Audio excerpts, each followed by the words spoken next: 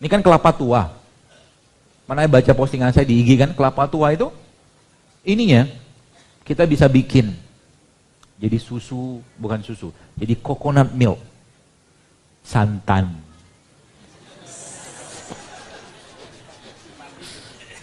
Bahasa kerennya kalau orang-orang barat bilang coconut milk kan. Tapi airnya dia untuk penyakit-penyakit, saya alhamdulillah juga bukan baru sih, dapat info baru juga tentang dahsyatnya air kelapa tua. Jadi air kelapa tua itu untuk orang-orang yang berpenyakit degeneratif ya, seperti stroke, darah tinggi, kencing manis, itu bagus banget air kelapa tua. Karena mikronutrien dia ada beda. Pernah saya share di IG, teman-teman bisa baca deh bedanya apa. Dia lebih berperan untuk apa ya, menyuplai nutrisi lebih baik dibandingkan sama kelapa muda. Kelapa muda. Tandanya muda sama tua apa? Keriput. Iya kan? Yoga kelapa tua kan yang coklat tuh kan udah mulai keriput-keriput kan. Artinya kalau tubuh kita Bapak sekalian sudah mulai tampak tanda-tanda pengeriputan di mana-mana, ya kurang air, bahasa gitulah. Kebanyakan yang dimakan produk yang menyebabkan penuaan dini bagi laki-laki perempuan, bagi laki-laki penuaan dono. Jadi itu.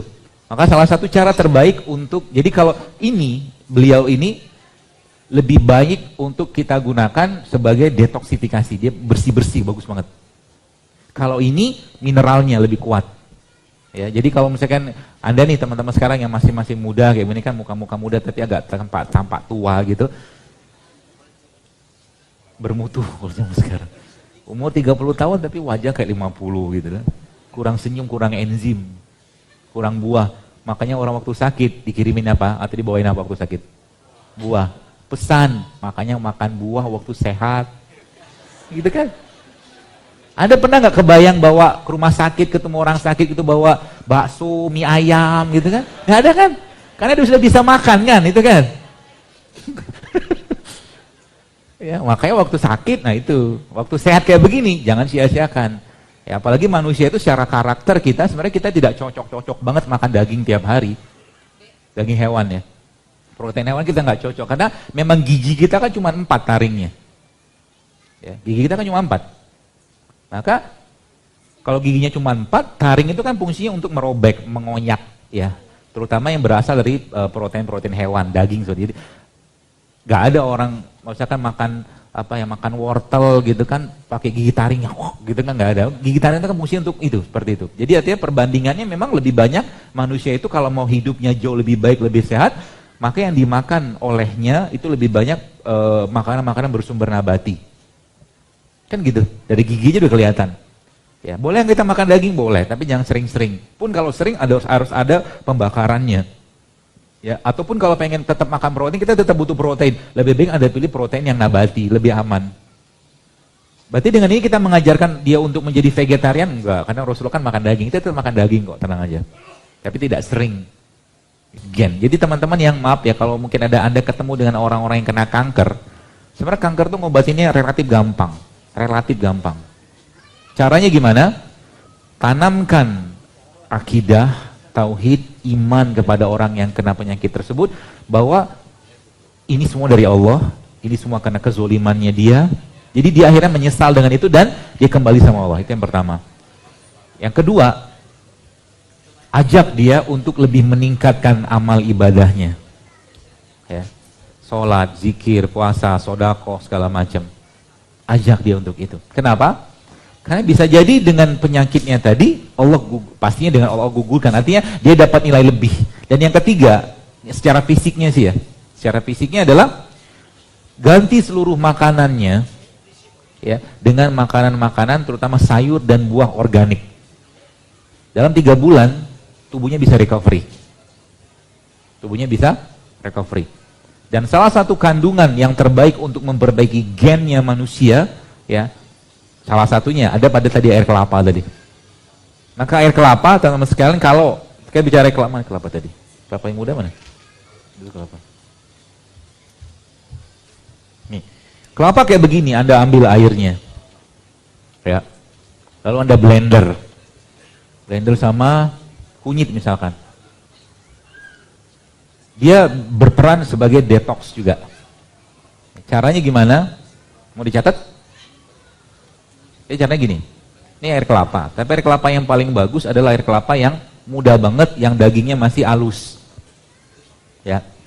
Toppingnya dia bisa Anda ganti dengan berbagai macam rimpang. Toppingnya. Caranya Anda ambil air kelapa sama dagingnya tadi, lalu Anda blender.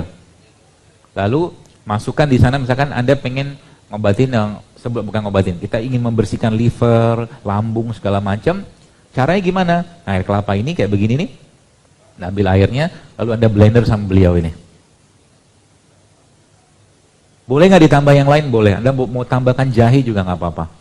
Bolehkah tambah yang lain? Boleh. Anda tambahkan dengan kurma buat lebih manis juga boleh. Lalu, ada lalunya.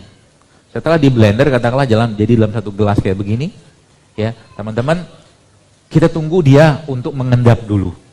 Lalu Anda ambil baskom ya.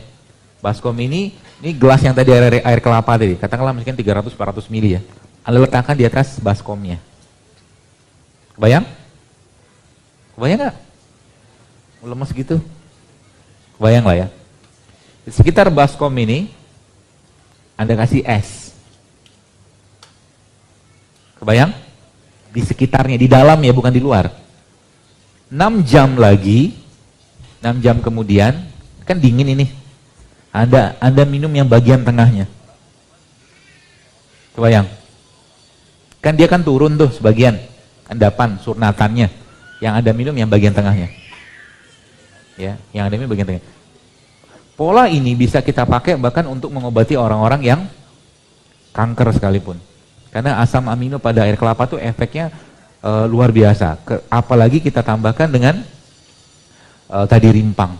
Jadi boleh diganti nggak itunya, apa namanya, toppingannya boleh. Toppingannya boleh diganti. Jadi teman-teman bisa ganti dengan berbagai macam rimpang, atau mungkin Anda bisa campurkan dengan kalau saya lebih senang rimpang, karena rimpang itu kan kayak kunyit, jahe, kencur gitu loh. Ya, itu bisa Anda topping tiap hari. Dan jangan jangan lupakan kurma. Jadi setiap Anda ngeblender itu, ya, masukkan kurma di sana. Itu efeknya bagus banget. Membersihkan badan, termasuk nanti teman-teman yang sudah mulai biasakan untuk tidak lagi mengkonsumsi minuman, makanan kemasan, ini pilihan juga nih. Air kelapa muda, 1 hari aja kita, kalau orang hipertensi minum ya, itu bisa turun dalam waktu 3 bulan tensinya. Kenapa? Karena banyak sekali mineral-mineral yang ada pada dia yang menyeimbangkan. Dia bukan ngobati, dia menyeimbangkan kembali. Ya, menyeimbangkan tubuh kita. Ntar saya lihatin slide-nya dulu.